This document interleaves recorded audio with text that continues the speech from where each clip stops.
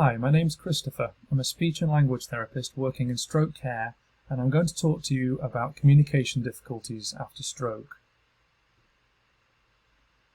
Speech and language therapists provide treatment, support and care for people who have communication and swallowing problems. This session will focus on communication. Let's start by defining communication. Communication is the imparting or exchanging of information by speaking, writing, or using some other medium. Most people use speech as their main form of communication. We all support this with other non-verbal means of communication such as gesturing, changing our facial expression, writing, drawing, and using props such as showing someone a newspaper article. When someone has a stroke, part of their brain is damaged. Several different areas of the brain are involved in speech and language. If any of these parts of the brain are damaged by the stroke, then communication can be impacted. The main communication problems that occur after stroke are aphasia, dysarthria, and apraxia of speech. We will look at each of these communication problems in a little more detail, and also look at what you can do to support people with these difficulties. Let's start by talking about aphasia. You may also hear this being called dysphasia, but they effectively mean the same thing. Aphasia affects a person's ability to speak and understand what others say.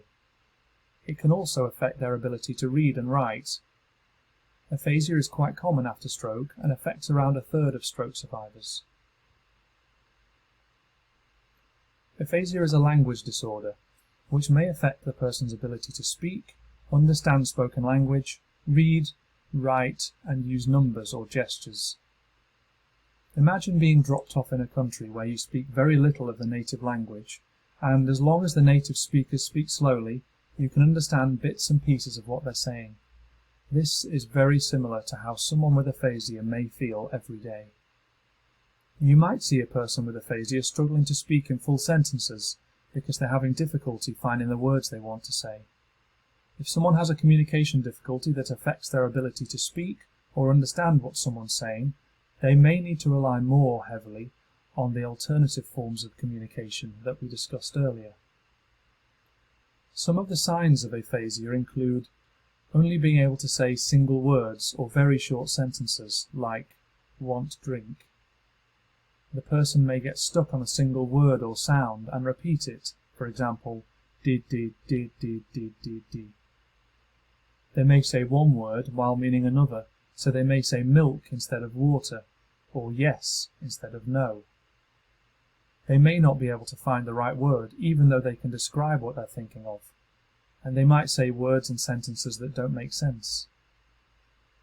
It is very important to stress at this point that aphasia does not affect intelligence. Aphasia is a language impairment. This can significantly affect communication, but independently has no effect on intelligence. It is possible, for example, for someone to have aphasia and no other difficulties with memory, concentration, or thinking skills. However, the person may have problems in these areas as well as language difficulties, so it may be that communication and cognition are both impacted by the stroke or other health conditions. How you can help a person with aphasia to communicate. These are my 10 tips for improving communication for people with aphasia. Number 1. Respect the individual. Continue to treat the person with aphasia as the mature adult that they are. Reduce background noise. Switch off the radio, close the doors or curtains, and reduce the noise from other spaces. Reduce visual distractions. Turn off the TV and try not to move around too much while you're communicating. Get their attention before communicating. Keep messages short and simple. Speak slowly but naturally. Speaking louder does not increase understanding. Allow more time. Give them plenty of time to respond and try not to answer for them.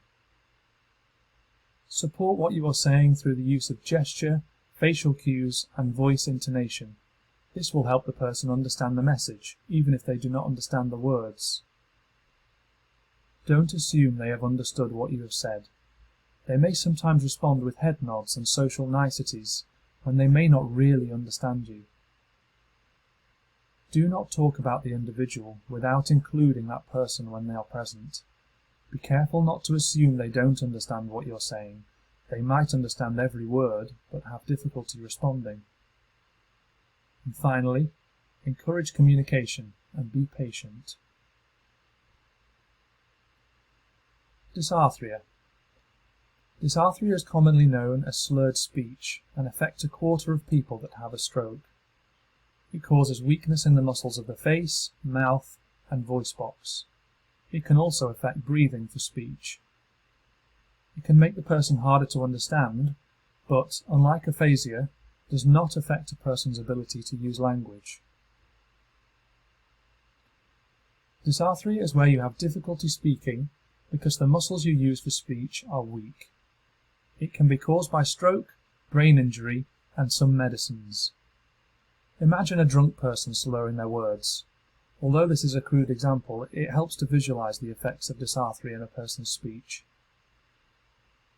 Dysarthria is not the same as dysphasia or aphasia, although you can have both conditions at the same time. Some things to look out for when talking to a person with dysarthria are a difficulty moving their mouth, tongue, or lips, slurred or slow speech. They may have difficulty controlling the volume of their voice and may speak very quietly. They may hesitate a lot when talking, or speak in short bursts instead of full sentences. Their voice quality may be nasal, so it might sound like this, or strained, so it might sound a bit like this, or they might be monotone, so they might just speak very low on one pitch and not be able to move their voice up and down. How you can help a person with dysarthria to communicate. 6 tips for improving communication when talking with a person with dysarthria. As we go through these tips, you may notice that they seem fairly normal aspects of conversation, but it's worth highlighting them here because they can significantly improve a person's ability to express themselves if they have a communication difficulty, such as dysarthria. The first tip: give them your undivided attention when you are speaking to them where possible. Face them when they are speaking. Turn off the radio or TV to reduce distraction. Allow more time for them to speak. And ask them if you don't understand what they've said, and offer them strategies to support their speech. Strategies you can use to support them include asking them to slow down and take more pauses. You might say, "Oh, sorry, I missed what you said there. Could you say that again a bit slower to help me understand what you have said?" Speak more loudly. You might find that they say something very quietly and you don't hear what they've said. Try asking them to repeat themselves, but this time a bit louder. You could always blame your poor hearing or the background noise to lighten the situation. Over-articulate. If they are loud enough but the words are still not clear, try saying, "I nearly got what you were saying there. Could you say that again, but try to over-exaggerate all the sounds and the words. It should help me to understand you better." And finally, apraxia of speech. Apraxia of speech is a difficulty planning and coordinating movements in the muscles of the face, mouth, and voice box. If we compare it to dysarthria, then dysarthria is a weakness of the muscles involved in speech. Apraxia of speech is a difficulty coordinating the muscles involved in speech. They both make it difficult to speak clearly, just in different ways. Try repeating the tongue twister, "red lorry, yellow lorry," over and over again, but gradually get faster on each repetition. You will notice that at some point you start struggling to coordinate your tongue to keep up with the message from your brain. This gives you an idea of apraxia of speech and the associated difficulty in planning and coordinating movements in the muscles of the mouth. To speak, messages must go from the brain to the mouth. These messages tell the muscles how and when to move to make the sounds. When a person has apraxia of speech, the messages do not get through correctly due to brain damage. They might not be able to move their lips or tongue to make the sounds they want to say. This may mean that the person has difficulty initiating speech or copying words that are said to them. Sometimes they might not be able to speak at all. The person with apraxia of speech will find it difficult to intentionally coordinate the muscles of the face, mouth, and voice box.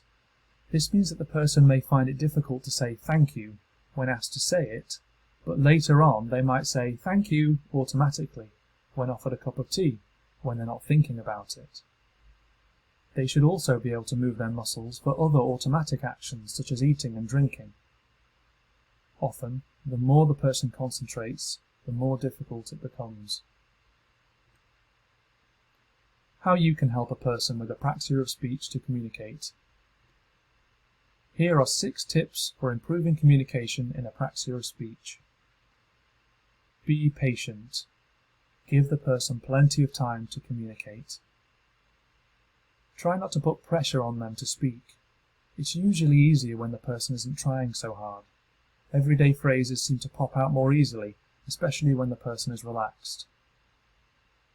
If the apraxia of speech exists on its own, then encourage the person to write down their message. Remember that if they have aphasia also, then they may have difficulty with communicating using writing. Establish the topic so you both know what you're talking about. You might ask, "Is it your friend Lisa you're talking about?" just to confirm what they've said. Ask yes or no questions to clarify what you've heard, or ask questions that include 2 or 3 choices for them to choose from. You could write down options so that they can point to their choice, tea or coffee, yes or no. If you don't understand something that they've said, repeat what you have understood and ask the person to confirm that your understanding is correct.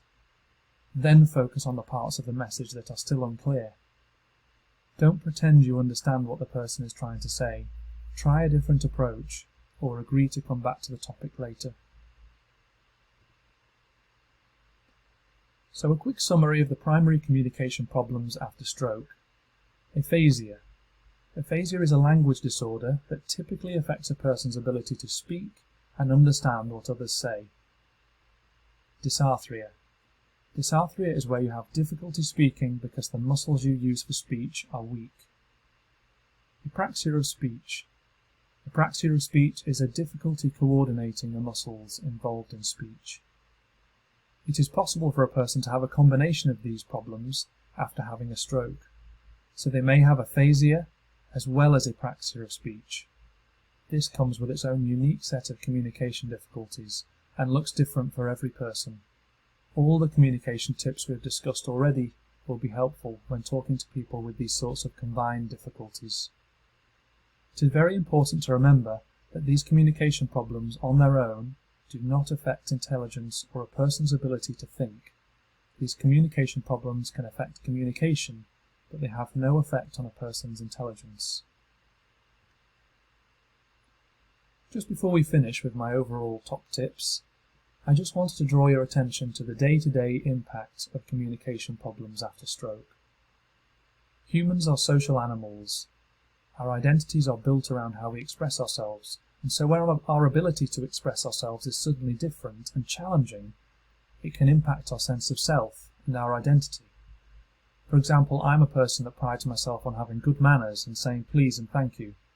If I have aphasia, dysarthria, or apraxia of speech, I may have difficulty in thanking people for helping me, and this means that I'm unable to act in line with my values and to express myself properly. This causes many people with communication difficulties to lose confidence and feel isolated and depressed. They may stop reaching out to their friends and become ashamed of how people view them. We therefore have a duty to support these people as best as we can and aim to give them positive communication experiences by showing interest in what they are saying and offering appropriate support where possible. Finally, my top 5 tips to keep in mind when talking to people with communication problems. Number 1 is respect. Continue to treat the person as the mature adult that they are. Allow more time for communication where possible. Reduce distractions. Turn off the TV when speaking. Close the curtains or doors. Face them when they are speaking.